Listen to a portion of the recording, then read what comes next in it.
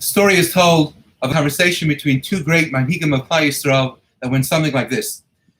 The great Hasidic master Rabbi Halberstam from Galoshes turned to Rameir Avrik, the Av Bezdin of Tarno, and he said to him, listen to the Vart that my Zayda said, that the great Divrei Yechezkel, the Shiniva Rebbe, was wont to say over during the time of Sukkos. He said, my Zayda explained that there is only one mitzvah essay in the entirety of Torah which requires an individual to perform the mitzvah from the top of his head all the way to the tip of his toes. And that's the mitzvah of Yeshiva Sukkah, in which a person goes into the Sukkah with his entire body, and it need be fulfilled with the entirety of his torso. To which Ramey Arik responded, he said, that's not necessarily the case, because what about the mitzvah of Aliyah L'Regel? By Aliyah L'Regel, a person has to take his entire body with him, and every step that he's taking, up to Yerushalayim Mirakodesh to appear in the Azara, is with his entire body.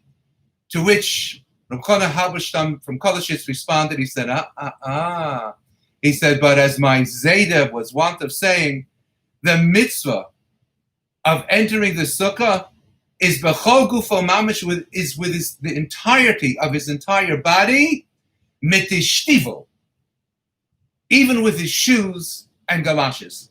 The mitzvah of Aliyah L'Regel, one can only perform with his entire body by ascending to Harabayis from wherever he's departing from. But when he reaches Harabayis and he's going to enter the Beis HaMikdash, it has to be, as we know, without shoes. And I thought to myself, what a fabulous word. Because it always bothered me. Every mitzvah regarding the Yom Tovim of the Shalosh Regalim, each and every regal has a chiyuv, has a requirement of simcha, of happiness. But it's only the Yom Tov experience of Sukkos that requires simcha in what fashion? V'hayisa ach sameach.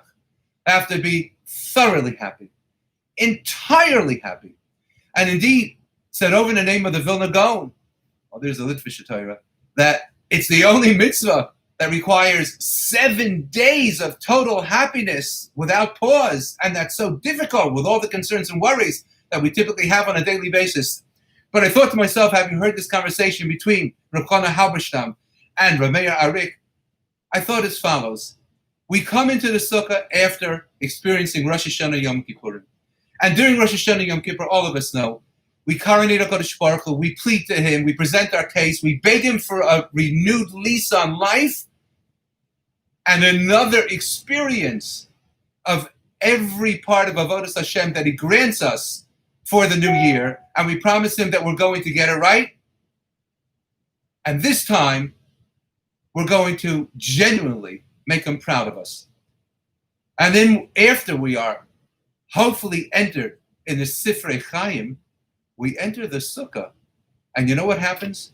We look at HaKadosh Baruch Hu and we say, Ribono Shel Olam, I'm here. You've granted me in the new year, Tuf Shin Pei Aleph, renewed life, and I'm here.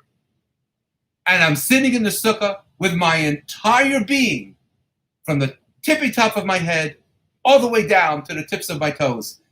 But I'm sitting in the Sukkah mit the shtivel. I'm sitting with my shoes, or my galoshes, or my boots. Because in the journey of life, no matter where we go, no matter what we do, no matter what turns we make, no matter what we accomplish or fail to accomplish, on the road of that experience, nothing gets so messy, nothing gets so dirty as our shoes, as our shtivel, as our boots. And we say to HaKadosh Baruch Hu, here we are.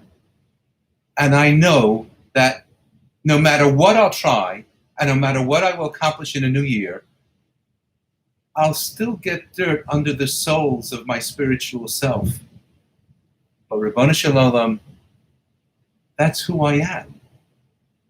And here I am, and I know that I could sit in the Sukkah and feel that Siladim Hamnusa, and feel the overarching safeguarding you provide me, Ribono Shel Olam, because you love me for who I am in my entirety.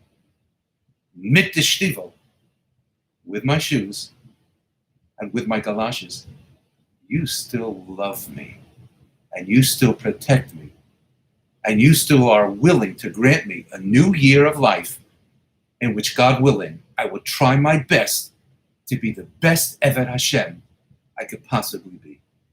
Think about it when you're sitting in the sukkah, regardless what you're wearing on your feet, how you're there, besimcha ach sameach, because HaKadosh Baruch Hu loves you. He loves you, not despite who you are, but because of who you are. Have a wonderful Yom Tov.